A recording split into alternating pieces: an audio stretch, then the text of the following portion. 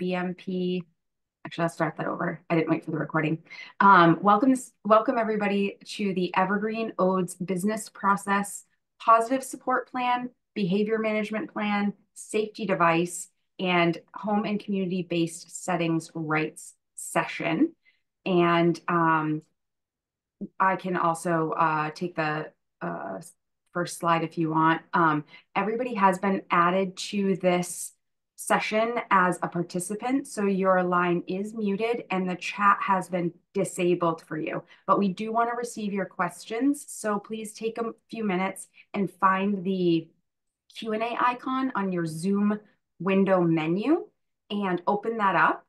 It may be hidden under the 3-dot ellipses that says more. If you have a small screen like my laptop, it doesn't show right up. You have to click on that and then you'll find Q&A and open that up and feel free throughout the presentation to type your questions in there. And then after the presentation is completed, we will try to answer whatever questions we can if time permits. And any that we are unable to answer on the call, we will certainly make sure get responded to separately outside of the presentation. Next slide, please, Miranda. All right. Thank you, Leslie. All right, let's dive in then. Thank you, Leslie. And welcome, everybody.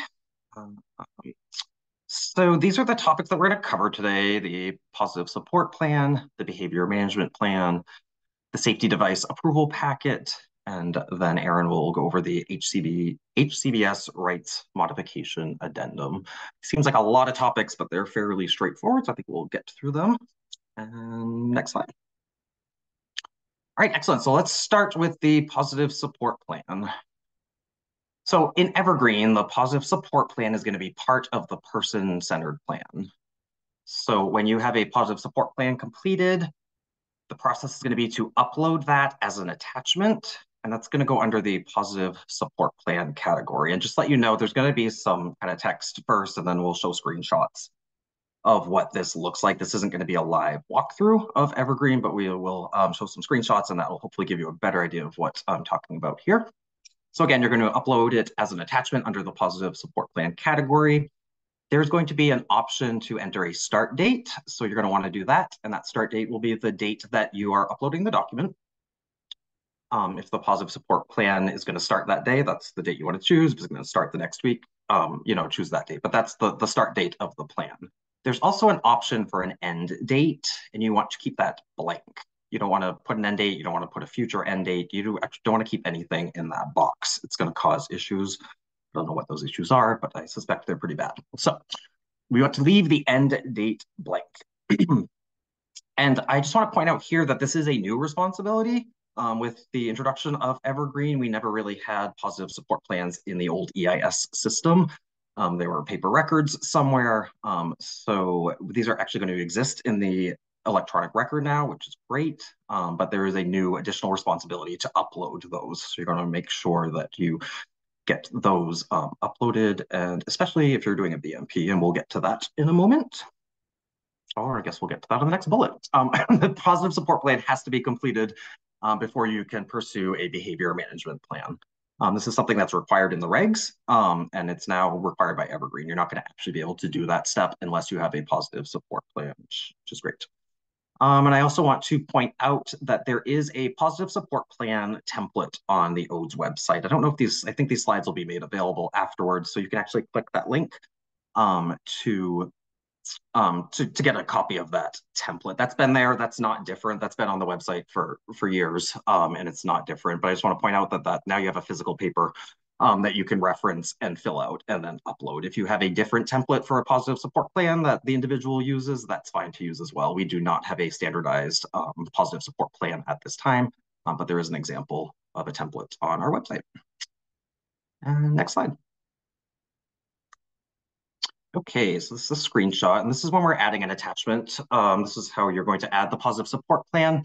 So again, you will log into Evergreen, you're going to search your individual, you will open their record, and then on the left-hand side, down at the bottom, is the attachments option. When you click that, this is the text box, or this is the box that will show up. File, that's where you're going to enter your positive support plan. That's the actual document that you're going to upload. The category, there's going to be a drop-down list of different categories. Oh, thank you for zooming. Nice.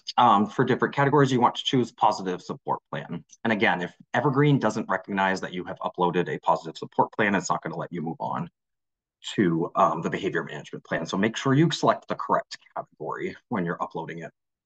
We want the effective date, like we talked about, the start date, again, end date, leave that blank, do not put anything in there. There's a short description box. There's an asterisk there, so you must enter some information there. It doesn't have to, you don't have to reproduce the positive support plan in that box by any means, just a brief little uh, descriptor in there of what you have uploaded. And then you save it. Next slide. Once you save the positive support plan, it then becomes attached to the person-centered plan. So if you want to go find this positive support plan after you have uploaded it, again, you want to choose the menu on the left-hand side, go to Forms and Plans, Person-Centered Plan, and then over to the right side has all the different components of the person-centered plan. And under there, that is where the positive support plan will exist. So you'll click that link there and that will bring you to your positive support plan. So this is fairly straightforward. It's uploading an attachment, but you just want to make sure you're not entering an end date and that you are selecting the positive support plan category. Those are the two big takeaways from this section. Okay. I Nick. see a couple of different questions here. I don't know if we want to. Yeah, that's what I was going to say, Nick. Maybe we should respond to these positive I think support so. plan questions before we move on. Absolutely. I didn't dare to respond to the question from Melinda without your input here, but there were a couple of questions that I answered about who has the ability to upload the positive support plan, and I did respond to that. So provider roles and case manager roles have the, or care coordinator if it's on the brain injury side, have the ability to do the upload. But Melinda's asking whose responsibility it is. It was my understanding that the provider would upload a positive support plan if it's their positive support plan. But I wanted to kind of kick that to you because I don't know exactly whose responsibility that is. Yeah, no, thank you, Leslie. And that is a good question. It is a somewhat common question around behavior management plan, safety device. Whose responsibility is this? The regulations do not specify a specific role whose responsibility it is to complete any of these things. So typically the feedback I give to teams is that the team should decide who's going to do that. And I'm glad that Leslie answered that either person has the ability to do so. So I think that either the case manager or the residential agency can upload that, but it's going to be communication between each other to make sure that it does get uploaded. Awesome, thank you. Thanks. Yep. And then Heidi's asking about the functional assessment. So I know with the behavior management plan, they can upload the functional to the behavior management plan, but because this is an upload to the person record, the positive support plan, if there is a functional assessment that accompanies the positive support plan and should also be uploaded to the person record, my recommendation would be that that all gets scanned as one document or saved as one single document that gets uploaded as the positive support plan. But I also wanted to see if that was appropriate from your perspective for it to be saved as a single document and uploaded as the PSP. Along with the PS. I think that's a very reasonable and logical way to do it. Yes, for sure. That would be my recommendation just from a system perspective so that they Mhm. are, you know, that is the functional assessment that goes with that positive support plan rather than having separate uploads. Also, I think if you have separate positive support plan uploads, it may confuse the system about whether there truly is an active positive support plan or not and which one is the active one. So I think it would be ideal if it was one One whole document document. saved Yep. and uploaded like that. Perfect. Yes, I agree. Awesome. I think we're good. All right. Excellent. So again, if you have other questions about the positive support plan, feel free to drop those in and we can look at those at the end also if something comes to you while we're moving along. So great. Thanks. Okay, we can move forward. Okay, wonderful. Great. Thank you. So now we're going to dive into the behavior management plan. So again, we must have a positive support plan uploaded into Evergreen before you can even start a behavior management plan. The behavior management plan is a form within Evergreen. So you're going to go find it in the forms section. And this, again, also the community case manager or the residential provider creates this form and uploads all necessary information into Evergreen and completes all of the sections. And again, we're leaving this as the community case manager or the residential provider. Through my experience, I know that some folks have the residential provider do it. Some folks, the community case manager really drives that process. We don't want to change that for anybody. Whoever is doing it should still continue to do it. Whatever works for your teams, just know that either role will be able to complete the BMP within Evergreen. Something that's important to note is that all of the completion requirements must be completed before submitting the Evergreen form. So we're going to see in a slide in a moment that when you create this behavior management plan form, you're going to have a lot of different categories, and each one needs to be addressed and answered. It's not going to let you move on or submit the form unless you address everything. Once it is completed and submitted, the ODE's Special Project Case Manager is going to receive a notification when the form is completed. This is telling us we have a new behavior management plan that needs to be reviewed. They're going to receive that notification through Evergreen. And another important point is that if there are any changes or additions that need to be made to the behavior management plan, if there's any missing items, if you want to add something before the review happens that you didn't add, things like that, that's all going to have to happen within Evergreen. We're not going to be emailing documents. If there's a missing psych eval, that's not going to be emailed or anything like that. Everything really needs to be uploaded and stay and exist within Evergreen within that form. Next slide. So again, you're going to create a new form for a behavior management plan. So you'll log into Evergreen, you'll search your individual, open their record, and then you'll go down to the forms and plans icon on the left side and click that. And then you will find the plus new form right up there. And that is what you're going to select to start creating a new behavior management plan. Next slide. So the box that's going to open when you click new form is going to have some drop downs there. The behavior management plan form lives under the case/care plans and forms category. So you'll select that category, then you'll drop down the form type and you will see behavior management plan and you will choose that one. Once you select next, the box on the right side of the screen is what's going to open up. This has all of these sections in the behavior management plan. It has general information, challenging behaviors, etc. I'm not going to read all those through. What I want to point out here is that there's nothing new being added to the behavior management plan requirements. Anything here, anything in this box is something that you already have to do for behavior management plans. It's just broken down into these different boxes, and you're going to input the information in there and the attachments as needed. Every single one of these sections needs to be addressed. You won't necessarily have to put information into each section.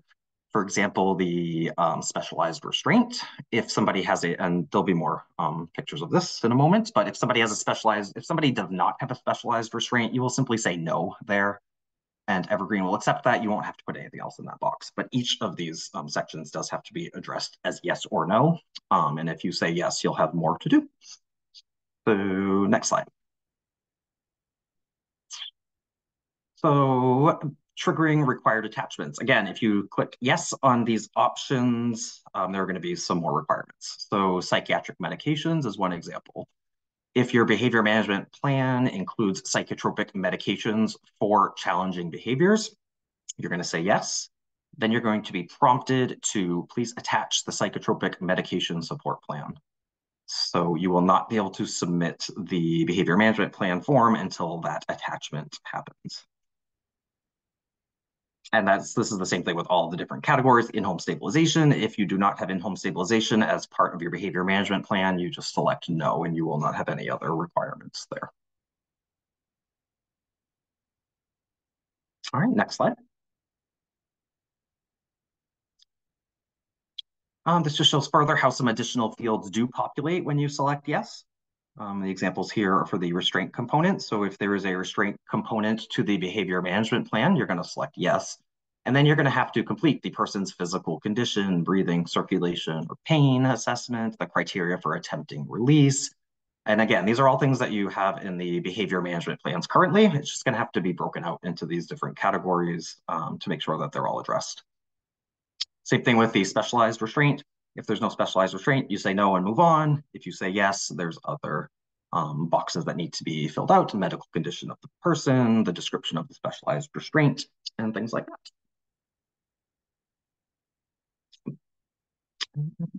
Thank you. So the behavior management plan action buttons are at the top like the other forms, and this is where you're going to go to add an attachment. You'll click the attachment icon, and that will allow you to upload the documents that you need to upload. The status is also an important one.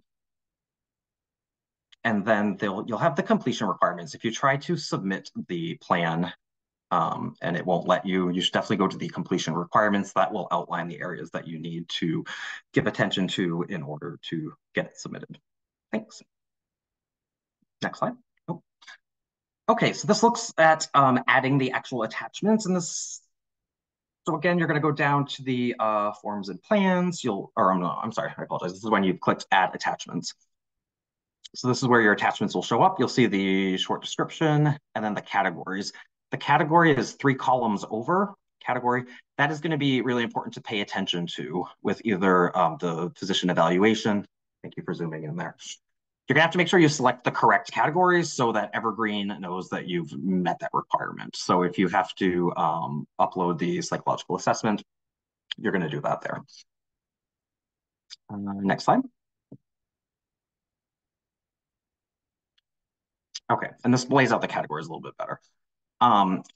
So this is an area where you'll put in the functional assessments. So this came up in the previous questions. So maybe we can address that as well at the end. Let me think about this a little bit because now I'm getting a little bit confused. But anyway, as for the behavior management plan requirements, you're going to have a psychological assessment. So when you upload that psychological assessment, you want to make sure you select the correct category, psychological assessment. That's going to tell Evergreen you've met that requirement and it will allow you to move on.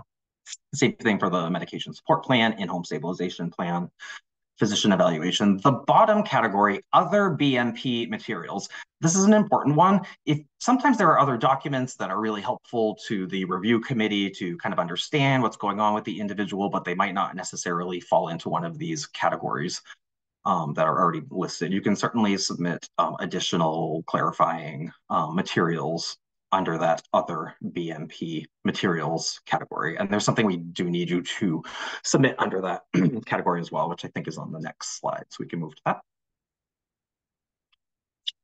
Okay, so folks may recall about 1.5 years ago, we really centralized this whole process with behavior management plans and brought them into one location instead of having them spread out into different regions. When we did that, we created a review team request face sheet that we require to be submitted with behavior management plans. We still need this submitted. It doesn't have its own category in Evergreen because it came along later. But we really need this submitted. This is going to tell us what region needs to look at the plan and a lot of other important identifying information. So we still need this form submitted. And this is a form that you will submit under the category other BMP materials. We will definitely be looking for that. It's going to let you submit it if you don't. This isn't a required form for Evergreen. It is a required form for OATS, though. We need to see this in order to move forward with scheduling the reviews. So I just want to make sure we look at this and that you submit it. The deadlines for submission are all the same. It's by the 15th of the month before. And I want to point out here that the odes.crisis@maine.gov email address, that's where everybody used to submit BMPs to, it's still going to exist. And we still welcome and encourage you to use it for any kind of questions, to clarify things, processes, things like that. But it's really only going to be for questions. There'll be no submission of any materials through that email address anymore. Next slide. All right, so once you have completed all of the fields, filled them all out, you've attached everything, you want to go to the status bar and you change that to submit. That is going to alert the ODES crisis that there is a new plan that has been submitted for review. We will get that put on the schedule and you will be notified of the review date and time. I'll go back to that one just real quick, please. Thank you. So we're still going to be notifying you initially through email, like we always have with the schedule and when your date is. There are some other features within Evergreen that we may implement down the road to kind of structure this a little bit differently. We can put appointments in the individual's record. So for example, we may put, February 7th, BMP review, things like that. But I just wanted to point that out. That may come down the road, but for now, expect to receive those invitations and meeting dates through email. Thanks. Next slide.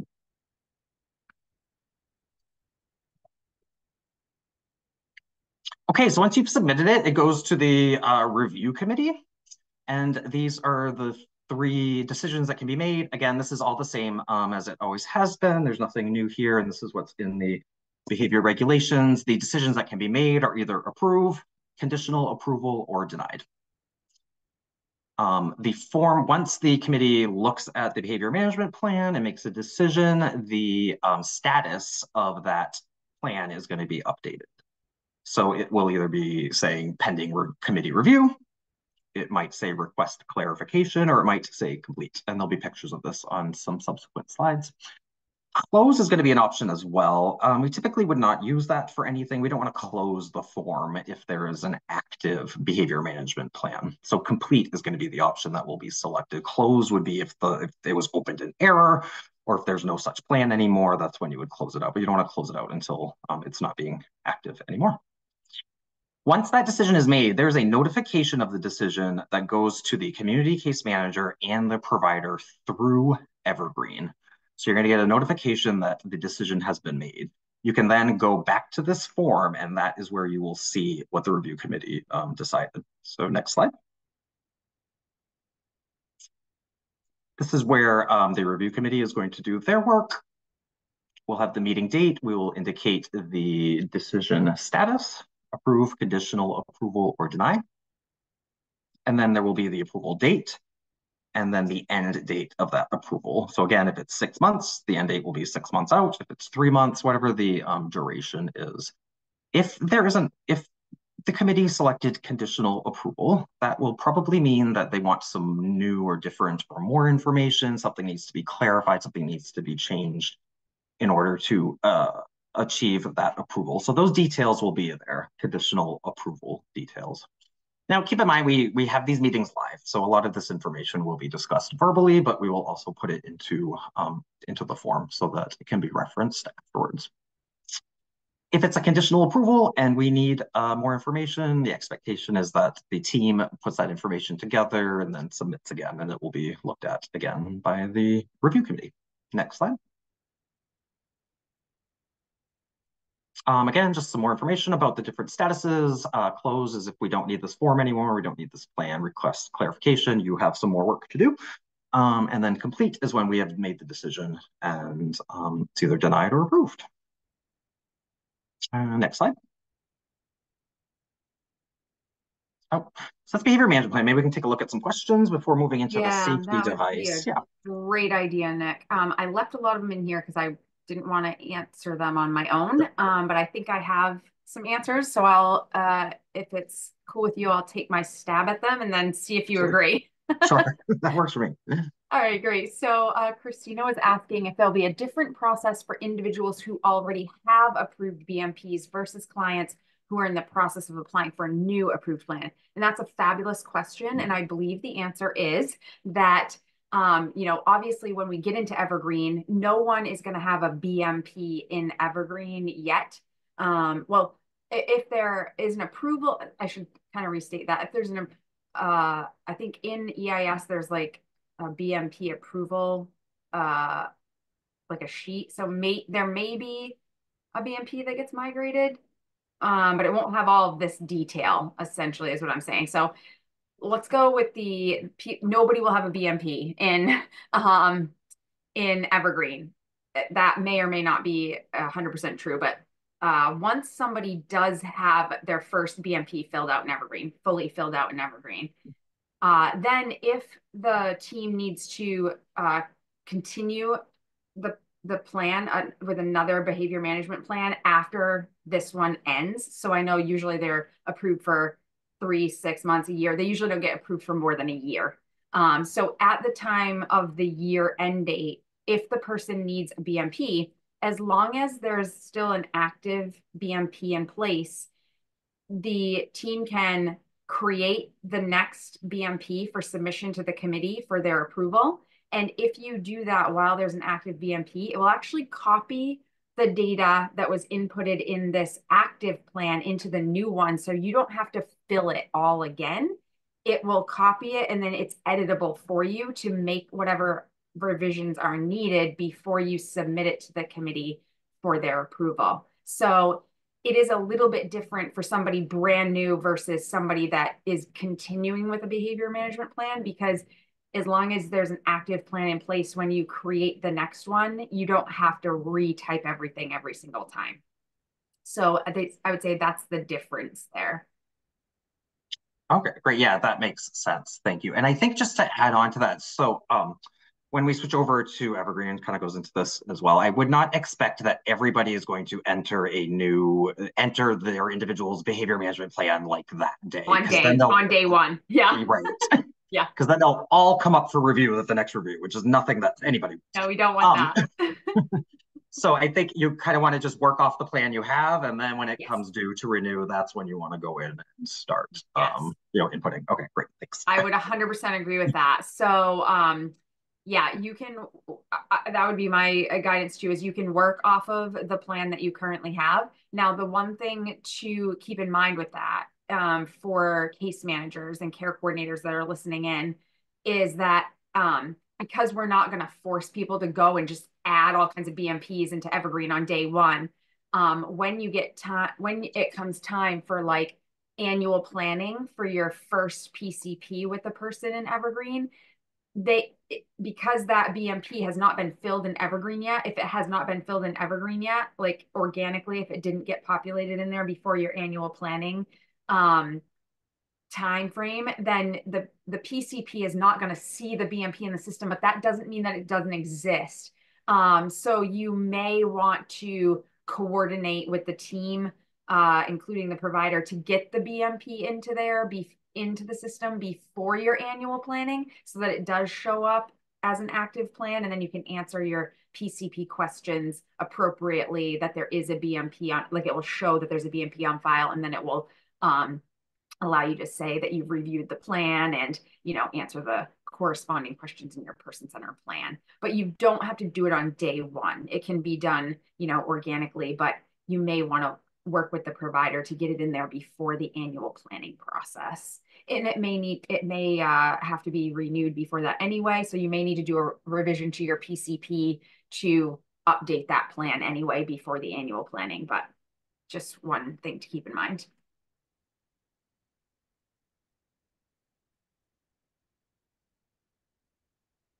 So then Kathy asked a question that I was unfamiliar with. So she's asking, will the data tracking collected for the review committee to review quarterly go into the other BMP materials section, or is there going to be another place that gets uploaded to? So I Yeah, didn't know what she no, meant by the quarterly. sure, I can take that. Yeah, absolutely, Yeah. Leslie, sure. No, good question, Kathy. I hadn't thought about that either.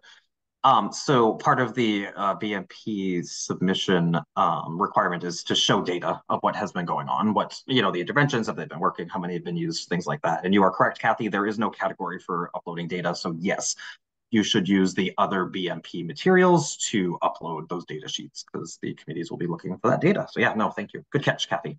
Awesome.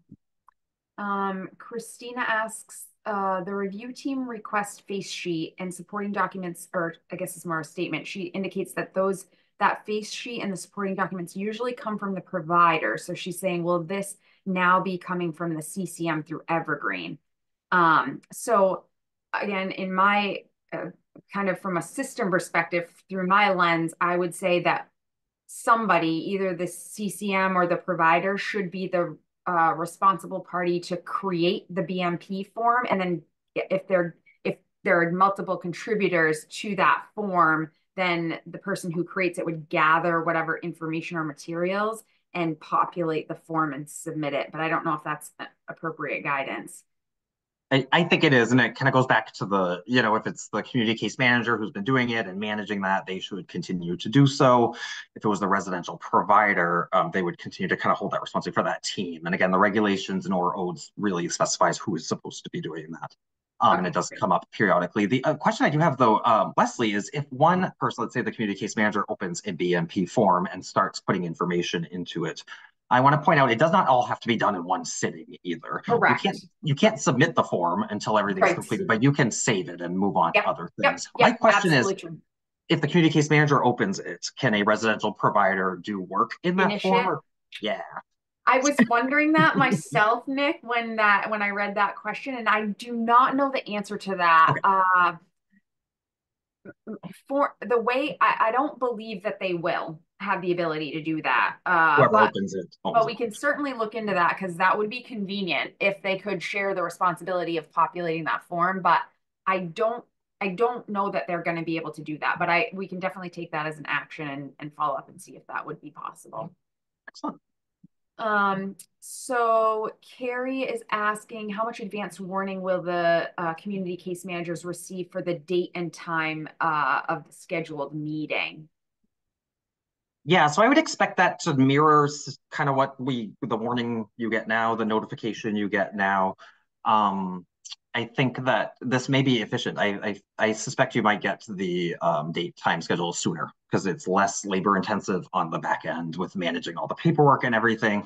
We don't have to do any of that. We just have to know it was submitted. So I think it would be very soon after, but I don't want to say for sure. But it would be roughly the same time frame that it's going out in now, hopefully sooner. Because I know some folks get kind of short notice and have to rearrange things. So thank you.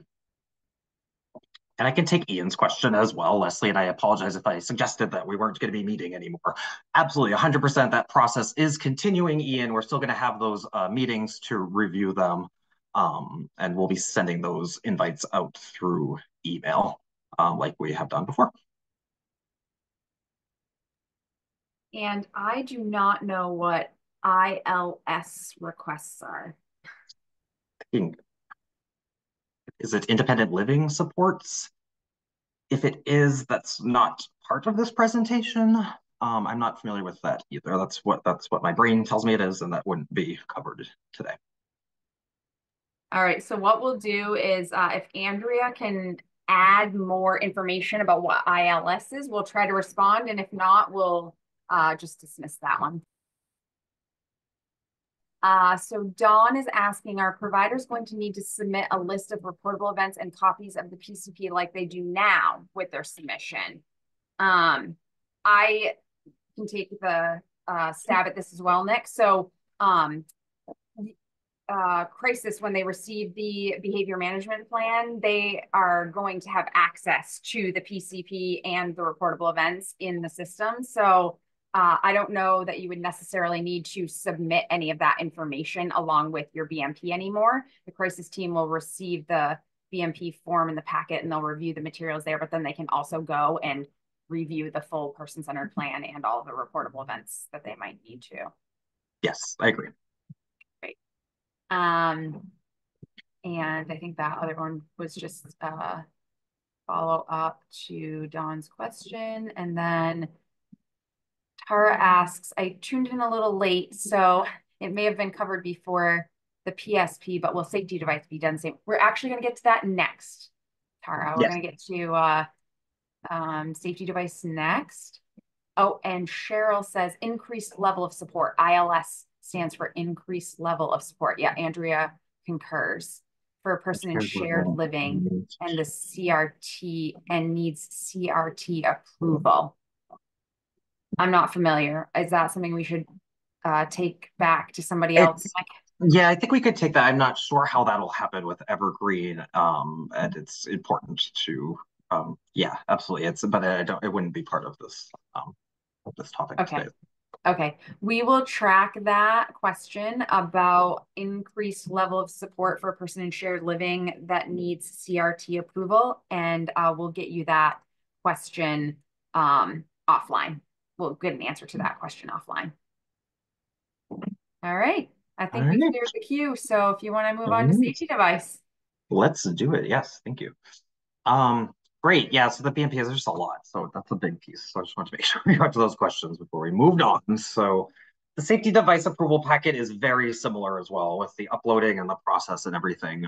So that there won't be too much different here. But when you need a safety device that is documented by the community case manager in the PCP narrative field, you need to make sure you want to document that information in the PCP narrative field before you create the safety device approval packet.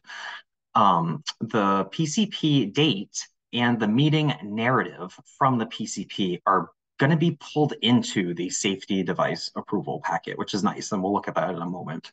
But I think that's going to be really helpful to the review committee. And it'll be important that you put the information the review committee needs in that narrative field in the PCP, because that is what's going to be pulled over. And that's the justification for the safety device.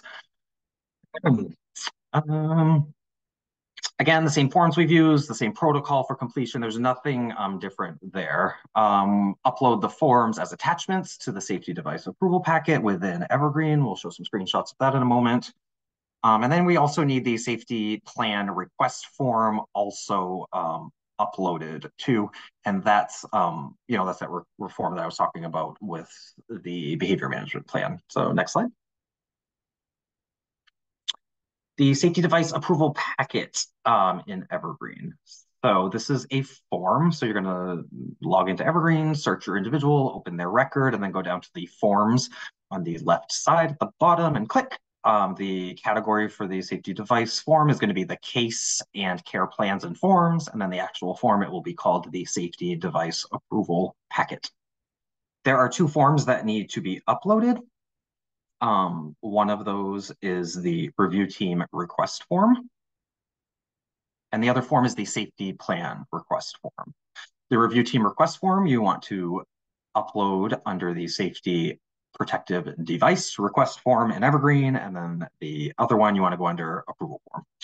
So this is very wordy, which is why I stopped talking because I was confusing myself, but you will see clearly the name of the form and which category you need to select. And you need to upload both. It's not going to allow you to submit the form. The safety device approval packet you won't be able to submit it unless both of those are attached. So, and the attachment process is the same thing. And those are the categories that you want to put them in. So then once those are uploaded, you'll see here person-centered plan. That when we caret that down, and I don't think we have a slide for that, I apologize, but when that gets opened, what has happened is it pulled over the whole narrative section from the person-centered plan and put it in that box. So that's what the review committee is going to be looking for. So when we are looking for the justification for the safety device, that's where we want to see those team meeting notes. We want to see that the team met. We want to see that the team discussed these devices and that they considered the risks and benefits, and that the decision the team made was that these devices were needed. That's going to be pulled over from the person-centered plan narrative, and we're going to look for it there. There's no other really place for us to look for it. So we can't send a separate attachment of meeting notes or things like that. It needs to be in that PCP narrative so it can be pulled over. So then this status box here in progress, once you have uploaded those two documents, once you've attached those two documents, you change that to submit. And then that's what lets ODES Crisis know that we have a new safety device that needs to be reviewed. Next slide. So again, there must be a PCP in status plan completed. And then that is what auto-populates the PCP section. If your PCP is not in a plan completed status, that's not going to pull that information over. Again, the review committee will review this. We can also request clarification, just like with the behavior management plan. We can approve, deny, or request clarification. And then once that decision is made on what happens, notifications will be sent to the assigned case manager and then all active providers when it is approved or denied. So I just want to take a moment here. So I want to point this out in case it hasn't been clear yet. We are not going to be sending out approval sheets or forms anymore. These approvals and notifications all live in Evergreen. So that's for the behavior management plan and also for the safety device plan. There's going to be no form sent to you. So you're going to get the notification through Evergreen, and then you're going to go see there approved, denied, and any other extra information. So next slide.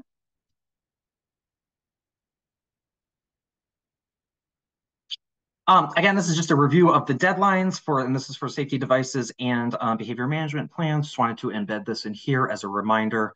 of when documents must be received. And when I say documents received, that's really submitted and completed in Evergreen is what that means.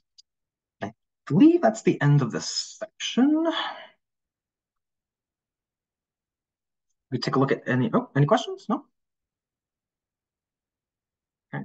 Nope, we did well. I did track one more question that came in, similar to the increased level of support. It was around medical add-ons as well, Nick. So I grabbed that so we can follow up and we'll send out the answers to that. Does look like Christina may have one more question. Can providers print approvals forms from Evergreen, or will the CCMs need to send them out? Yeah, great question. So all forms in Evergreen can be printed using the global print feature. So you use the control key and the P key on your keyboard, and it will let you print the form. And so you can see on there the status of approved or denied when you print that. And providers will have access to these forms as well, so they can print their own. So the CCM doesn't need to go and, print the form and then send it all around. Like the community case manager, care coordinator will have access to it. State case manager, if it's a state case manager, will have access to view the form and what status it's in, whether it was approved or denied or submitted and it's pending the committee's review or whatever that may be, as well as all of the active providers. They will also have access to see these forms, BMP, safety device, and HCBS when we get to that as well. But yeah, you'll be able to see that. You'll be able to see the attachments on the person record as well. So if there's a PSP that's uploaded by a provider, the case manager will be able to see that attachment on the person record. So no need for people to save the files, print the files, send them all around. Everybody who needs access and is serving the person will have access to view it right in the system. So we're saving some trees too. So congratulations, everybody. All right, so I'll hand it over to Erin. Thanks so much. Thanks, Nick. And just to circle back on the medical add-on and the increased level of support, there is a training session this afternoon from 3 to 5. And you think that might be an appropriate question there? Yeah. So it might be more, I don't know if the people that ask those questions are attending that next session, but that is more with the resource coordination team. And Emily might be able to answer some questions about that in the next session. Awesome. Thank you, Erin. And if we can't, we'll put it on the Q&As too, right? I thought that might be the case when I saw CRT. I was like, maybe this has something to do with Emily's session at 3 o'clock. So we'll make a little plug right now for the 3 o'clock session. It's the service implementation plan, authorization, classification, reclassification. So if you, Miranda put the registration link right in the chat. So if you're interested and you're not already registered, please go ahead and register for that one, and we'll see you at 3. And I can certainly kick that question up at that session as well. If those of you that were asking aren't on that call, but we can see if Emily has an answer for us. Thank you, Erin. Yeah, no problem. All right, so the HCBS rights modification addendum, not much is going to change with this when we initially move into Evergreen. You're going to follow the current process that you have been following for this. So once the case manager or the care coordinator completes part A and B of the form, it's sent to the provider via email. Most of you, if you've encountered this, would be familiar with that process. Then the provider completes part C of the form and sends it back to the case manager and the care coordinator for review via email. Additional emails back and forth if revisions or clarification is needed. Then the case manager or care coordinator review the completed HCBS rights modification form with the person and their guardian, if they have a guardian, to obtain informed consent for the modification. So at that point, the person and their guardian can check the box whether they approve the modification or refuse the modification, and then sign the paper form. A copy of the completed HCBS modification form would then need to be scanned in or made into a PDF so that you're ready to upload it and attach it in Evergreen. So if you're not familiar with that process, there's two links on the bottom of the screen that go through, those are comprehensive trainings on all of the rights that can be modified, the different pieces of the process. Those are links to more information on that for both the provider side and the case manager care coordinator side. Next slide. All right, so then once you have that completed form, you've got your signatures, it's all done. You either scan it in, create a PDF, and then you're going to want to attach it to the person-centered plan. So that would be in the case manager's hands at that time, typically. But would both the case manager and the provider have permission to add this to the plan, Leslie? Unfortunately, no, the community case manager will need to collect that from the provider because the provider does not have access to the person-centered plan itself to attach the document inside of the PCP. So they will need to collect that from the provider or providers and then attach it inside of the PCP. And so for this attachment, you would go to the same area that Nick was showing you in the person-centered plan where you're going to add attachments. And then this pop-up will come up. You're going to select the scanned in completed form from your computer files when it says choose file there in green. Yep. Sorry, this screenshot's a little blurry, but the category you're going to use for this is PCP additional documents. So you're going to want to select that category, and then you can enter the date that the HCBS modification form was approved and signed by the guardian. You can put that in as the date. And then it's important that in this description field, that's where you're going to add the information that this is a HCBS rights modification addendum. And then it'll be important to put your agency name in case this person has multiple settings where a modification is going to be in place, like a community day program and a residential program. We'd want to see the different forms for each provider there. So that is that piece of the process to get the attachment in, and then you press save, and that'll be attached to that PCP. So similar to the current process, we now need to have a note that there's some sort of HCBS modification form in place in the PCP. So the best spot to put that is in the summary of the meeting, in the meeting narrative. You want to include a note that there's an approved HCBS modification in place for this individual. And you can reference it there with all the other information from your meeting. And then when to use the HCBS modification form, we understand that this can be a little bit tricky. There's a lot of conditional conditions depending on the different section that the person is receiving services under. So it's following the same decision tree rules that were in place, that are in place presently. But for Section 18, how a restriction on rights that fall into these categories is going to be documented depends on whether it's due to dangerous or maladaptive behavior. If it is, then it's incorporated into the behavior plan under Section 18. For other appropriate reasons to have a modification to rights, you would use the HCBS rights modification form.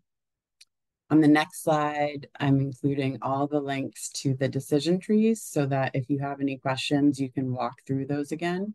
And you can always reach out via email to clarify if you're not sure.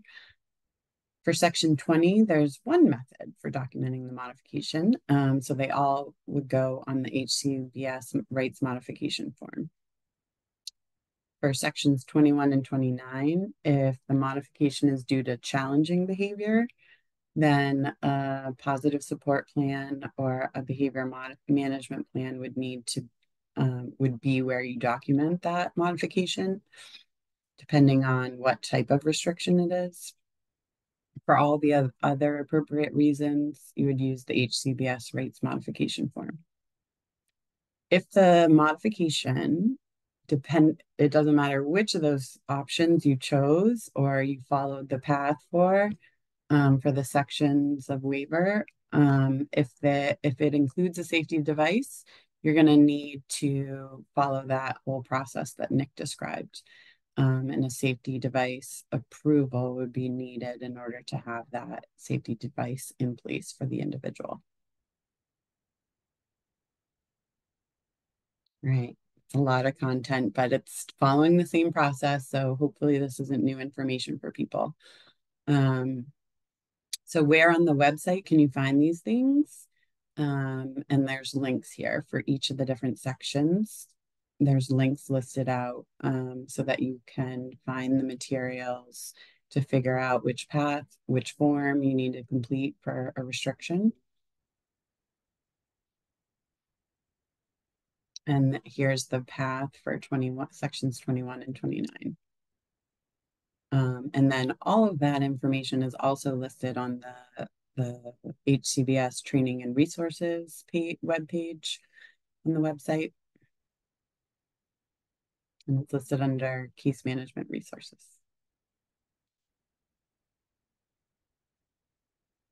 I don't see any questions on any of that. Everybody already knows all this stuff. Wonderful. Or they're just so overwhelmed with all four of these topics being in the same session that they've run out of questions, Erin. But also yours was pretty easy peasy. It's upload the attachment to the PCP. So probably not a lot of questions around that. But one question that I might anticipate for people is they might be wondering, since you put a lot of links to some of this documentation in here, we will be putting these slides out on the project website, just like we did with all of our other training sessions, as well as this recording. So you can go pick up the slides, hopefully early next week. We have that one other session today at 3, and then we'll try to start preparing all of the training recording videos and the PowerPoints to get them out there next week. So keep your eye out for that. And Miranda's so good. She always puts into the meeting chat for you the link to our training page there. So you can go grab stuff that's out there already. And again, hopefully these ones will be out there early next week. I know Nick did want to circle back. He actually had a little bit more information, I think, about the PSP functional assessment question that we got. Is that right, Nick? Yes, absolutely. Thanks, Leslie.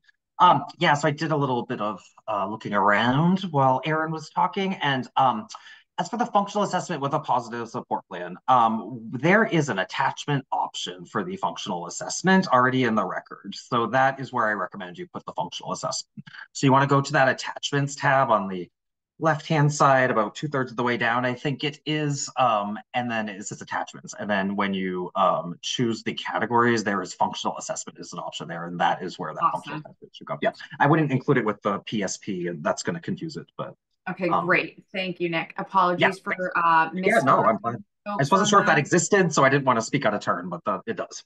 So. Absolutely. Thank you so much for checking into that. So again, to clarify, we are not going to have you save your functional assessment as part of your PSP document when you upload that. There is a separate category on the person attachments. On the person record attachments, there is a separate category for the functional assessment. So please use that for your functional assessments. Christina did just ask another question about level 5 BMP. So she says, is there any different process in Evergreen for a level 5 BMP requiring commissioner approval? I don't know, Nick, if you're prepared to speak to that. Yeah, no, that's a good question too. Chris, with all the good questions like usual. So that's, yeah, so the process is not going to change on the back end of that.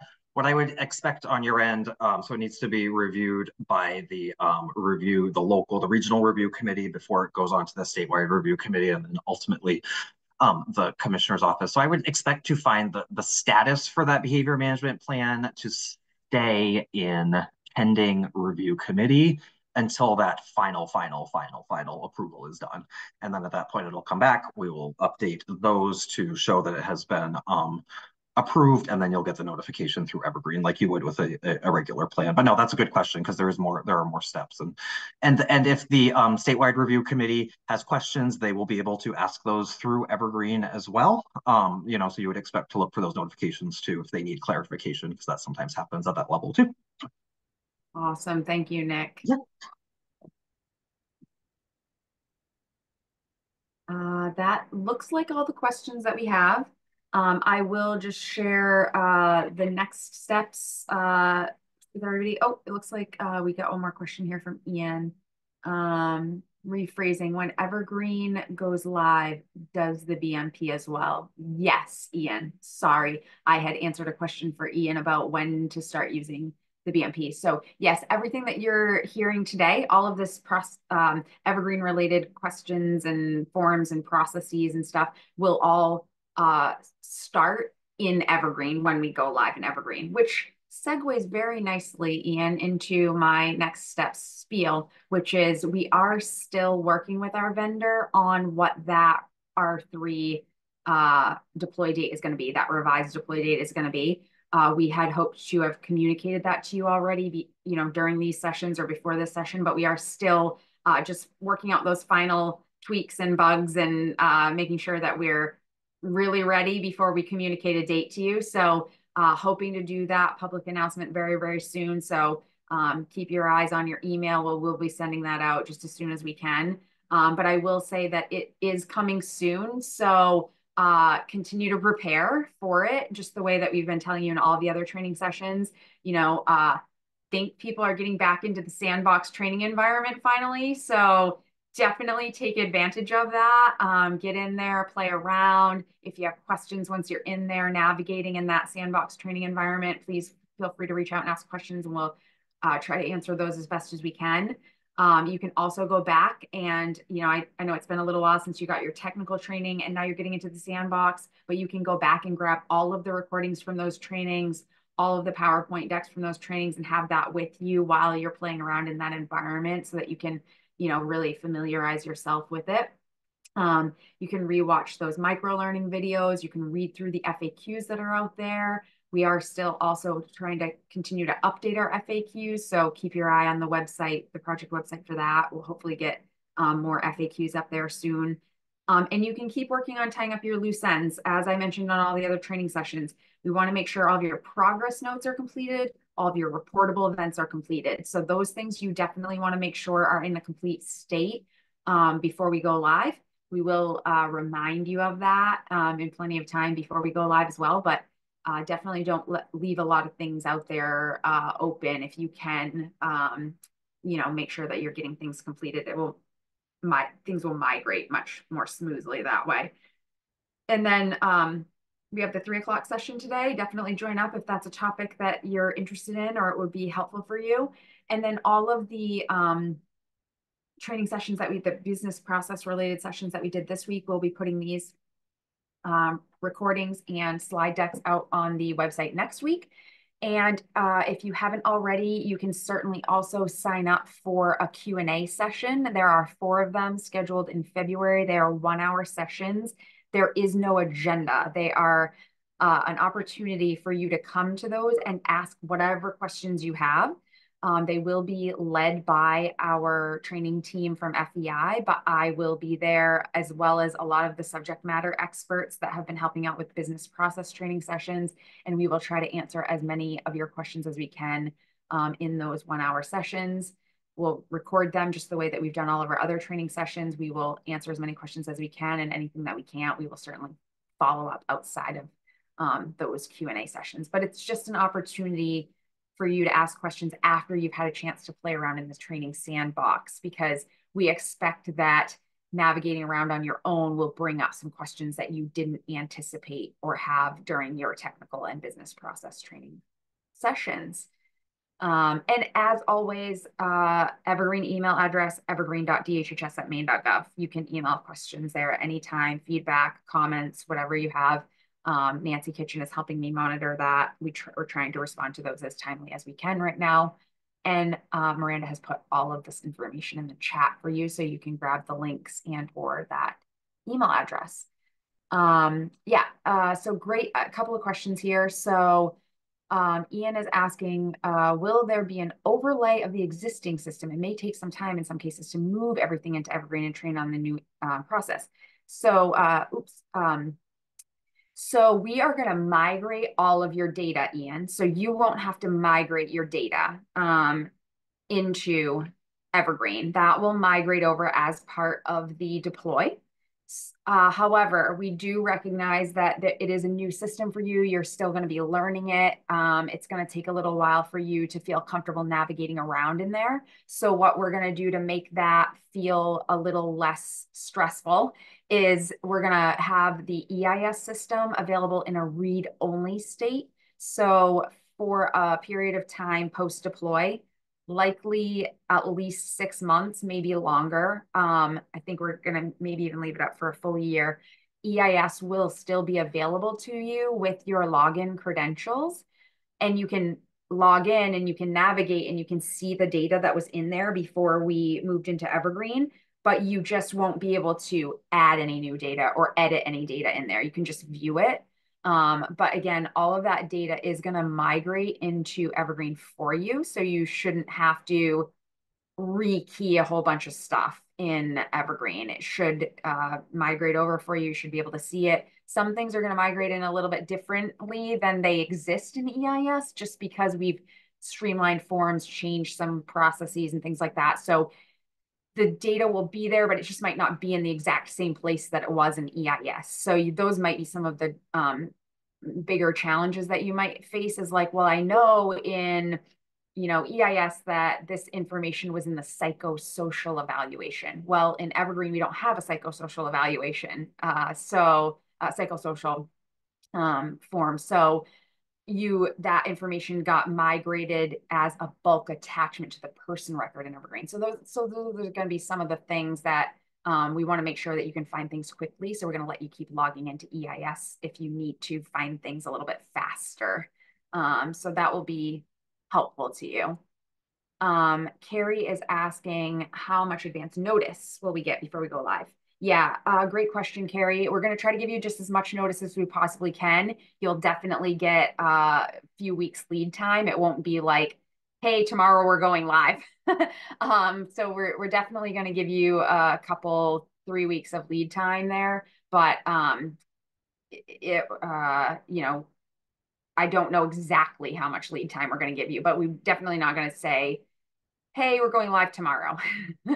We don't want to put anybody into a panic, and we want to give you time to definitely wrap up those things that you're going to want to have finished up, like progress notes and reportable events. So Ian's asking if we're going to be migrating the BMP. So I think I was getting a little tangled up with that a little bit earlier, Nick, but I think you guys still put the BMP approvals in EIS, right? The 3-person committee approvals go into EIS. The packet itself, like all of the form materials in the packet don't go in there, but the approval does. So the approval, the pieces that are in EIS will migrate into Evergreen. It's just not going to be the full set of answers and attachments, all those, paper forms that go along with it. Those won't migrate in, but you will see, like, if there is an active BMP, like an approved BMP, you will see a BMP form in Evergreen that indicates that approval. It's just that the form won't have all the content populated in it. And what I would recommend too, if I could jump in here, is just you want to, if you have an approved plan, you want to keep working from that approved plan in the form that it's approved in when Evergreen starts. It's not going to be populated into Evergreen, nor do you need to do that right away. So just work off that plan like you would any other time. And then as you're approaching that reapproval date or the resubmission date, that's when you want to start putting everything into Evergreen and in the boxes and everything. And I understand that that is going to interact with the PCP process also, Leslie, if I understand you correctly. So that might be a really good opportunity to kind of align those things for yourself and your team and have them kind of lined up, and, so you're not kind of like jumping all around all year long trying to get things together. So it's just another opportunity there. Yeah, for sure. For sure. Yeah. And like I was saying too, since it is going to be, incorporated into the person-centered planning process, and what I mean by that is when a community case manager or care coordinator revises a PCP for the annual planning, the PCP form in Evergreen will display for the community case manager if there's an active PSP on file, if there's an active BMP on file, if there's an active safety device on file. Ultimately, at some point in the future, it will also say if there's an HCBS rights modification addendum on file. It won't right away, but we'll get there. But it's going to let them know, it's going to show them that these things exist and they appear to be active.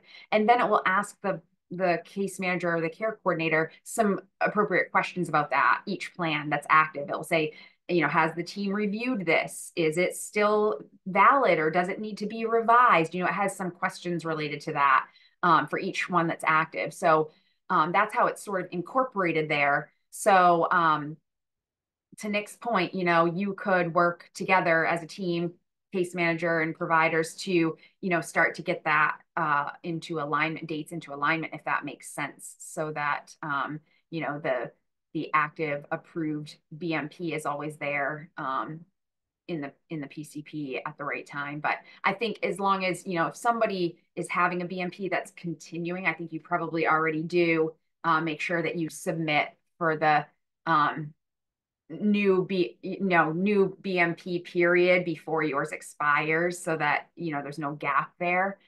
So either way, I don't think you have to align it with the PCP dates, but if you can, that could be helpful as well.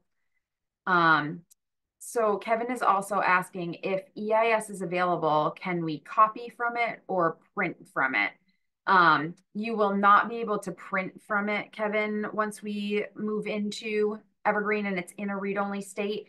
You may be able to copy and paste, using your browser, but I'm not sure if you'll be able to do that or not. But again, I don't think you're going to need to. All of your data will be in Evergreen. Really, we're just leaving EIS there for you as sort of a safety net to just feel more comfortable because you know how to navigate in EIS. So you know where to find things in EIS. So if you're feeling rushed and that you don't have enough time and you're struggling to find something in Evergreen, I think that's when you would go back and try to find it in EIS. But I also hope that you don't feel that way. I don't think that you're going to feel that way a lot in Evergreen. It is a pretty intuitive interface user design. So, once you figure out how to navigate to a person record, everything's there. All the person's details are under that person record. And the menus are pretty good. I think they have some really good descriptions and titles, and I think you'll be able to find things very quickly. I think it'll probably just take you a day or two to start feeling comfortable with how to do your search, how to find your person record, and then when you're in the person record, where do I find these forms?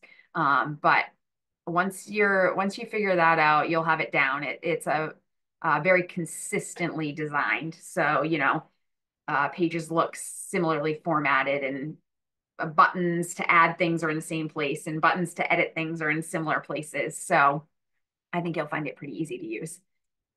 Francine is asking about reportable events. Can we add the provider follow-up once they migrate into Evergreen?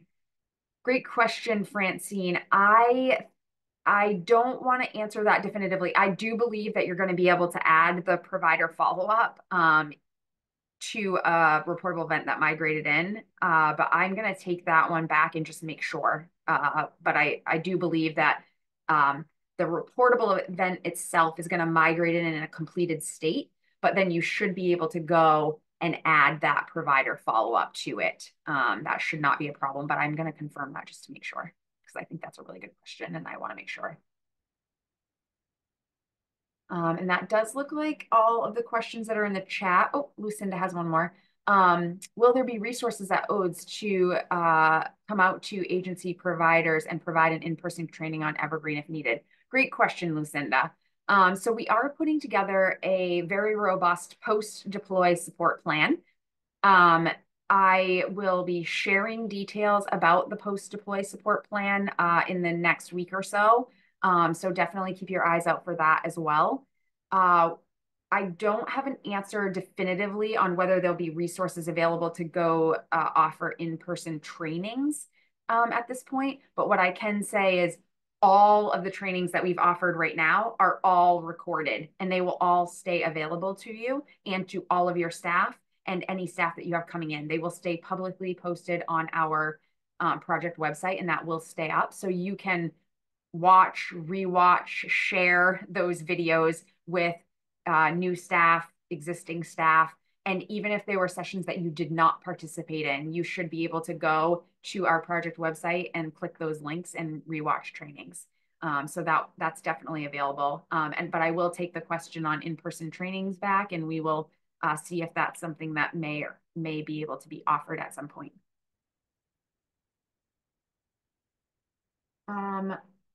I think we did successfully answer all the questions. We obviously still scheduled this for ample time, apparently, but that's really good. I'm glad that we were able to get through all of these topics with you, answer all of your questions.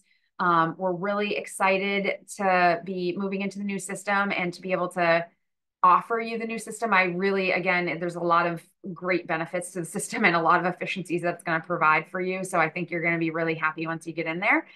So definitely check it out in the training sandbox environment and start getting comfortable with it and feeling more comfortable before we get ready to go live.